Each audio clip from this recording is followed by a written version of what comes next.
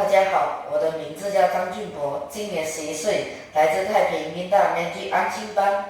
这是一间绿色能源养殖场，它是依靠水力、液压以及太阳能来操作的。首先，养殖场的电源供应是来自这台水力发电机，它可以把水里的势能和动能转换成电能。养殖场也设有2台雨水收集器，以确保水源供应是足够的。已收集的雨水会先通过雨水过滤系统，然后再通过水泵输入大鱼池。这个鱼池也设有鱼温给阳机，为鱼儿提供充足的氧气。它可以使用水能、太阳能以及手柄来操作。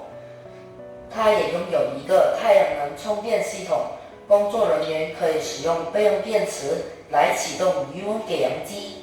最后，请观赏我的影片，谢谢。